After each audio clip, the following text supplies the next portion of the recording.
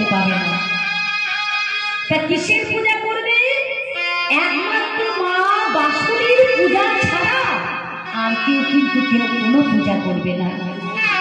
তা সেই গ্রামের একজন হরি ভক্ত করেছে কি মা জানে?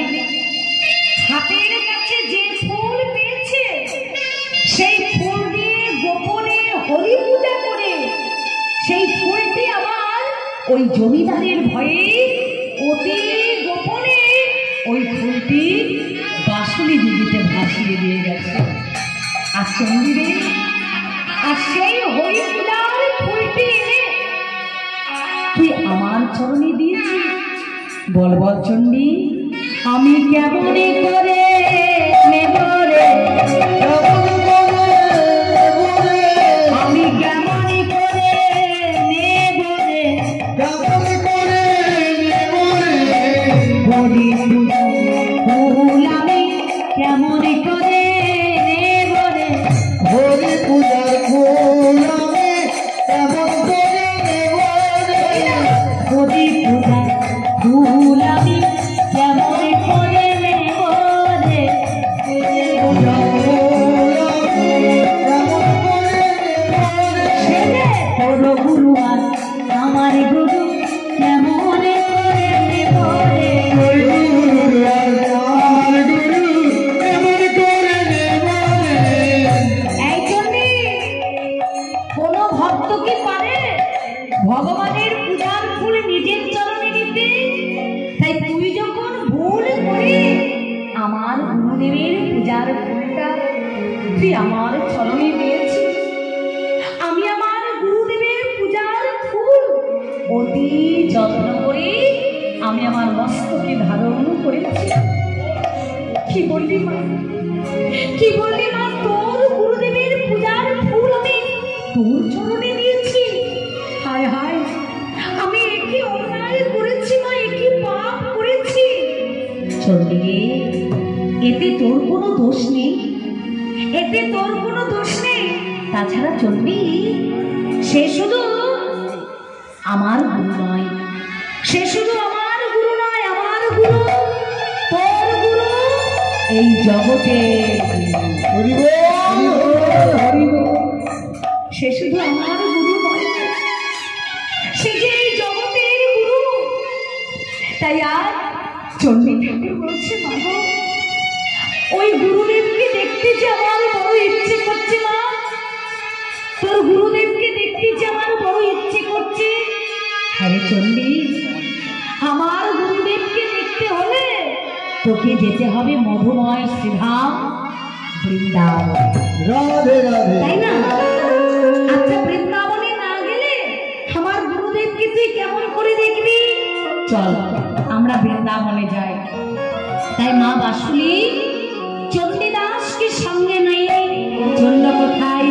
মধুময় শ্রীধাম বৃন্দাবনে। রাধে রাধে। তাই বলছে, এই চণ্ডী, বৃন্দাবনে যেতে গেলে তোকে কিন্তু রাধে রাধে বলতে বলতে বৃন্দাবনে যেতে হবে। তা না হলে রাধারানীর কৃপা এবং গোবিন্দের কৃপা পাবি না। চল, তাই রাধে রাধে বলতে বলতে বাবা বৃন্দাবনে চলেছে। কেমন ভাবে গো? চলো চলো যা,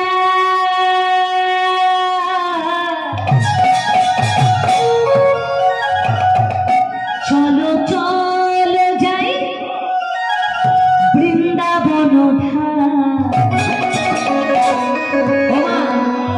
বলছে, বৃন্দাবনে কি করবো জানিস চন্ডী? বৃন্দাবনে গিয়ে সবাই মিলে আমরা কি করবো? গাইব শ্রী রাধা রাধা নাম। সবাই মিলে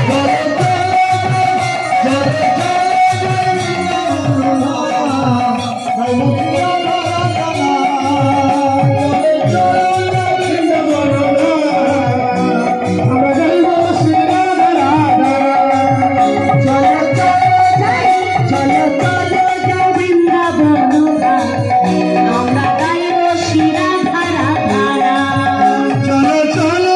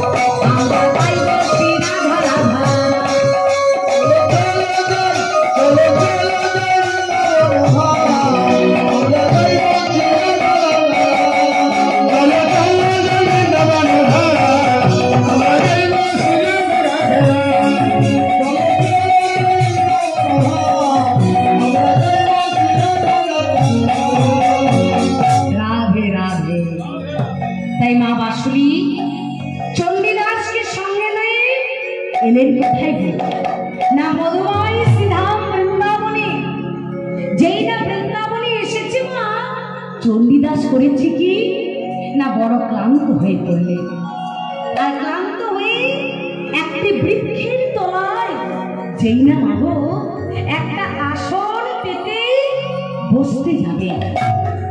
মা আমার হচ্ছে এই চণ্ডী, এটা হচ্ছে মধুময় শ্রীধাম বৃন্দাবন, এখানে আসন পেতে বসতে নেই বাবা।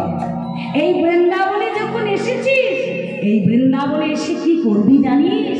এই সংসার রজে দিদি গড়াগড়ি, মেঘে খাবে মাধু করে,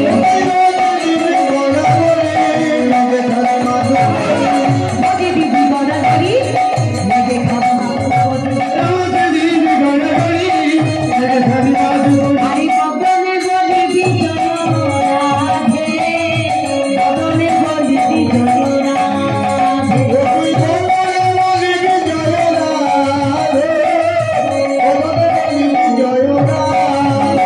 তুই রাধে রাধে বলবি, রাধে রাধে বলবি, রাধে রাধে কি পাবি, রাধে রাধে বলবি, রাধারানী দয়া পাবি, রাধে রাধে বলবি, তুই বদনে বলিবি জয় রাধে, বদনে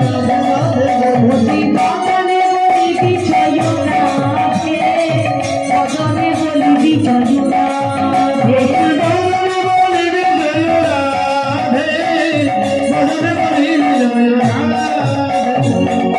দেখুন মা বলছি এই বৃন্দাবনে এসে ব্রজে দিবি গড়াগড়ি, তুই মেঘে খাবি মাধু করে, রাধে রাধে। কি গো মা, যারা বৃন্দাবনে গেছেন তারা জানেন মা, বৃন্দাবনে গিয়ে কিন্তু ব্রজের ধোলাই গড়াগড়ি দিতে হয়। ওই ব্রজের ধুলাটা অঙ্গে কিন্তু মারতে হয়। তা কেন না মাগো, ওই ব্রজের ধুলার মধ্যে গোপীদের চরণে ধুলা আছে। রাধারানী আমার হেলতে দুলতে যমুনায় চলেছে, এমন সময় কৃষ্ণচন্দ্র বলছে, আয় শ্রীরাম, ওই দেখ এক সুন্দরী রাজকন্যা কেমন হেলতে দুলতে যমুনায় চলেছে।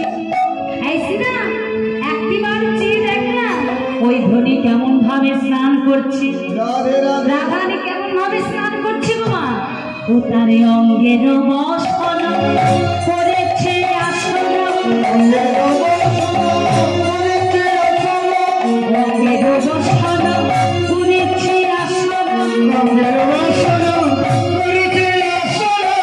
পায়ের উপরে অঙ্গের বসন করেছে আসন, পায়ের উপরে বসে সে ধনী মাঝিছে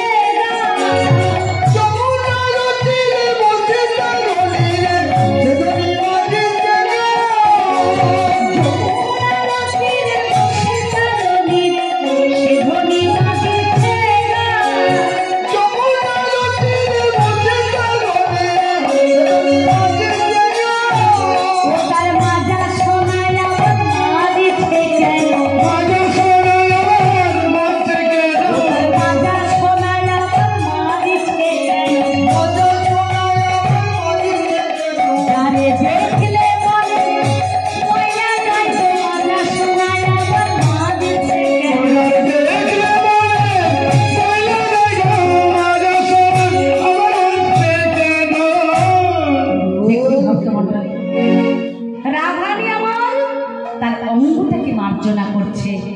ওমা রাধে রাধে। আচ্ছা মাগো, রাধারানীর অঙ্গের জ্যোতিটা কেমন? না রাধারানীর অঙ্গের জ্যোতিটা হচ্ছে বাবা তপ্ত কাঞ্চন বল্লভ বিদ্যুৎ সংকাশম, অর্থাৎ রাধারানীর অঙ্গের জ্যোতিটা হচ্ছে কাঁচা সোনার মতো, কাঁচা সোনার মতো। আচ্ছা না, সোনাকে যদি মার্জনা করা হয়, সোনাটাকে যতই মাজবেন আপনি, সোনা কিন্তু ততই ঝকঝক করবে, করবে না?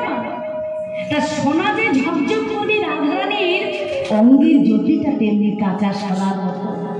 ওই যমুনার জল দিয়ে রাধা যতই অঙ্গটাকে মার্জনা করছে, ততই এক একটা চাঁদের উদয় হচ্ছে। তাই বৈষ্ণব কবি পদকর্তা বললেন, যদি কেউ একবার রাধার নয়নে নয়ন দিতে পারে, মনের মধ্যে যদি কোনোখানে একটু ময়লা জমা থাকে, সেই ময়লাটা দূরীভূত হয়ে যায়। তাই আজ কৃষ্ণচন্দ্র শ্রীরামকে বলছি, না শ্রীরাম, ওই ধনীকে দেখে আমার কি মনে হচ্ছে জানিস? হ্যাঁ রে, বলি একটা পরের মেয়ে স্নান করছে, আমার তাকে দেখে তোর আবার কি মনে হবে? আমার ওই ধনীকে কি মনে হচ্ছে জানিস? মনে হচ্ছে আমি ছুটে গিয়ে তারে জড়াইয়ে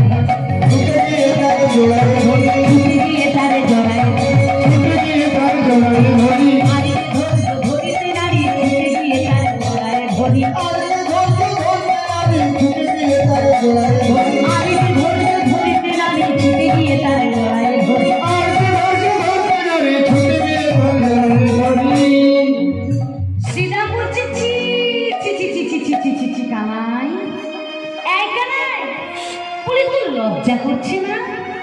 একটা পরের মেয়ে স্নান করছে, আর তুই বলছিস তাকে গিয়ে জড়িয়ে ধরবি?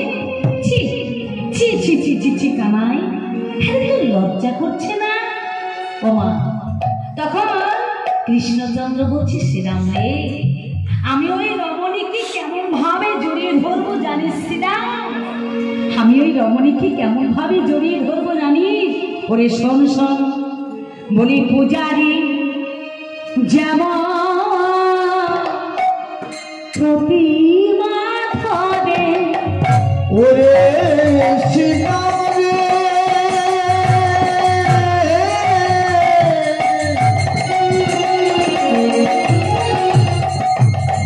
ও ভাই সীতা,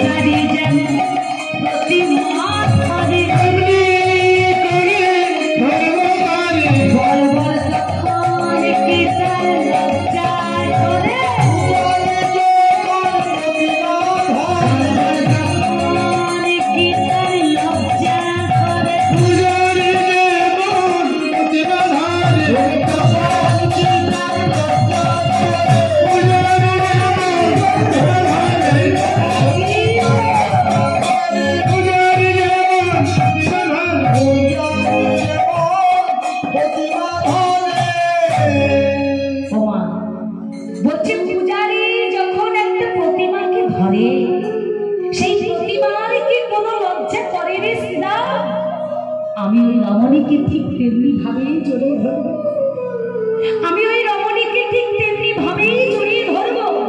তখন শ্রীমতী রাধারানী আমার স্নান সেরে তার শাড়িটাকে নিগড়াতে নিগড়াতে চলে যাচ্ছে, আর গোবিন্দ আমার বলছে, নাই সীতা, ওই দেখ দেখ দেখ, বলি চলে নিল শাড়ি নিগাড়ি নিগাড়ি, সহিত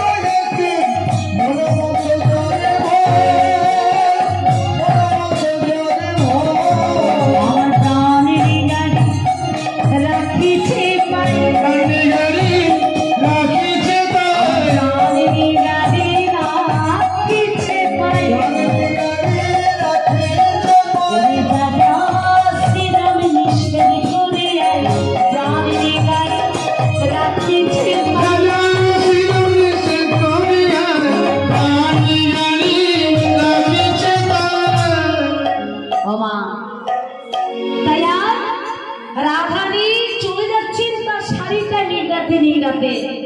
আর কৃষ্ণচন্দ্র বলছে, শ্রীরাম রে, ওই রমণীর নামটা যদি আমি একবার জানতে পারতাম। তখন শ্রীরাম বলছে, আরে কেন ওই ধনীর নাম? বলি আমি কেমন করে জানবো? যা, তুই নিজেই জিজ্ঞাসা করে আয়। তাই কৃষ্ণচন্দ্র রাধারানীর পিছনে পিছনে ছুটতে ছুটতে চলল। ও ধনী, একটিবার তোমার নাম বলে যাও, তোমার নাম বলে যাও, নাম বলে যাও, নাম বলে যাও। বলতে বলতে কৃষ্ণচন্দ্র অজয়ের জন্য হয়ে মাটিতে পড়ে গেল। ওমা, যেই না গোবিন্দ আমার মাটিতে পড়ে গেছে, আর এদিকে চণ্ডী ঠাকুর যে গাছের তলায় বসে বসে দৃশ্যটা দর্শন করছে, চণ্ডী ঠাকুর মাকে বলছে, ও মা, বলি তোর গুরুদেব যে মাটিতে পড়ে গেল গো। আচ্ছা, ওই মেয়েটির নাম কি? চণ্ডী, ওই মেয়েটির নাম কি জানিস? ওই মেয়েটির নাম হচ্ছে রাধা। আর ওই রাধা নাম যদি আমার গুরুদেবের কর্ণমূলে একবার শুনিয়ে দেওয়া হয়, আবার সেই চৈতন্য ফিরে পাবে। মা, মা, আমি যাব তোর গুরুদেবের কর্ণমূলে রাধা নাম দিতে। হ্যাঁ রে, পারবি? পারবি? হ্যাঁ মা, তোর আশীর্বাদ যদি মাথায় থাকে তাহলে আমি নিশ্চয়ই পারবো। তাই মায়ের আশীর্বাদ মাথায় নিয়ে চণ্ডী ঠাকুর চলল কৃষ্ণের কর্ণমূলে আজ রাধা নাম দেবে বলে। তা কেমন ভাবে চণ্ডীদাস চলেছে? বাঁশুরি আদেশ কহে চণ্ডীদাস,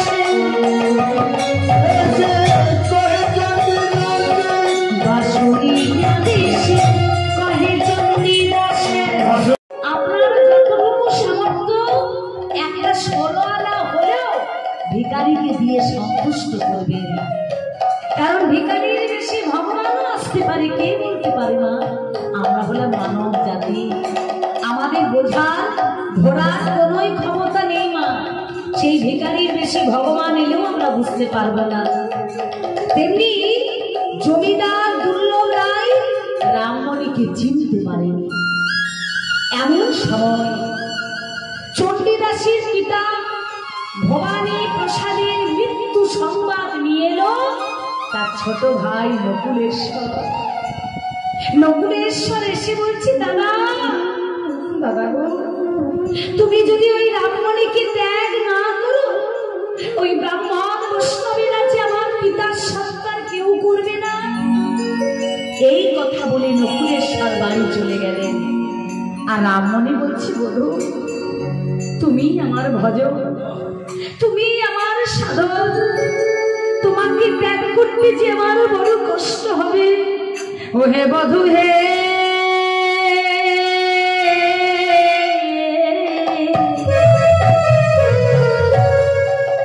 বধূ, তুমি যে আমার প্রাণ,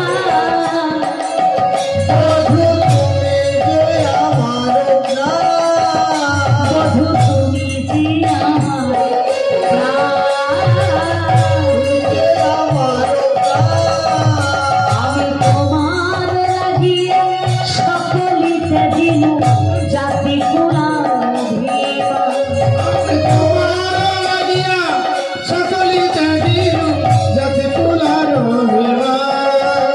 বধূ তোমার লাগিয়ে সকলিতে দিন জাতি পুরাণ ভিবা।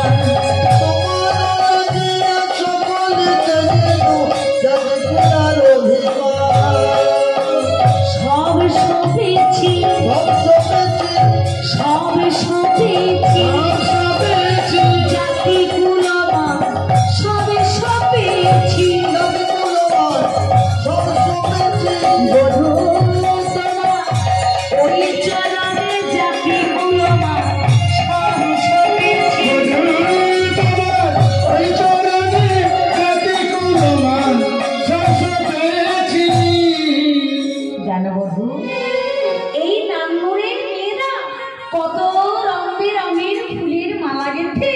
তাদের খোপায় পড়েছে।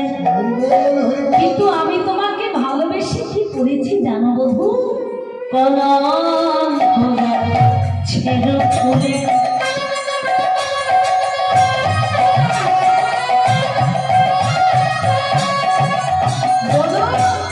মালা গেঁথেছি।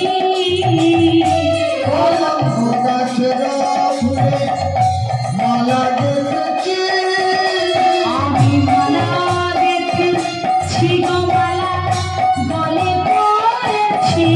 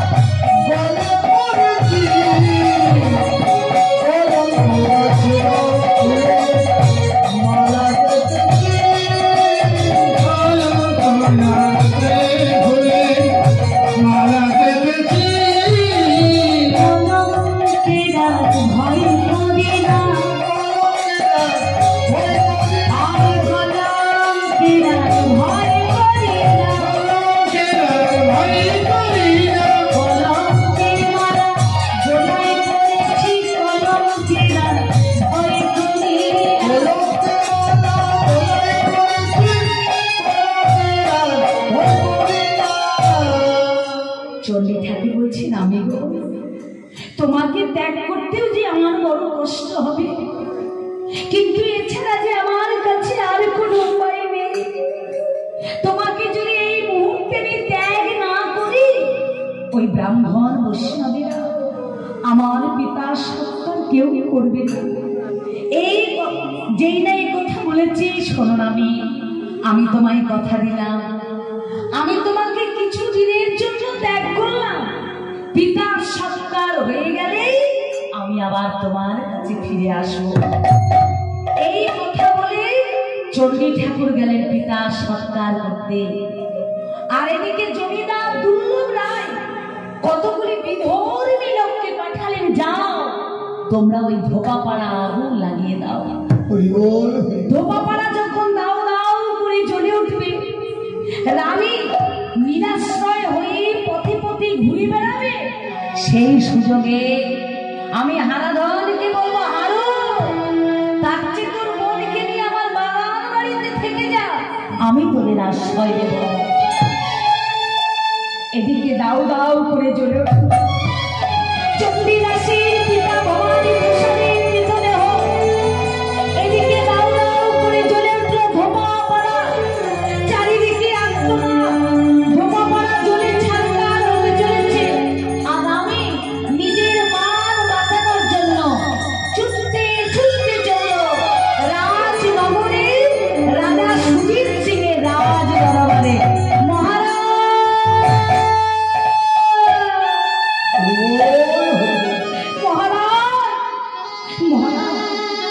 আমায় একটু আশ্রয় দিন মহারাজ। তুই মহারাজ? আমি দামি, জানিস না তোর মতো না আমার একটা মেয়ে আছে রে। তবে আমার আজ থেকে হলো কি জানি, বলি একটি ছিল, দুটি হলো, আর একটি ছিল, দুটি হলো।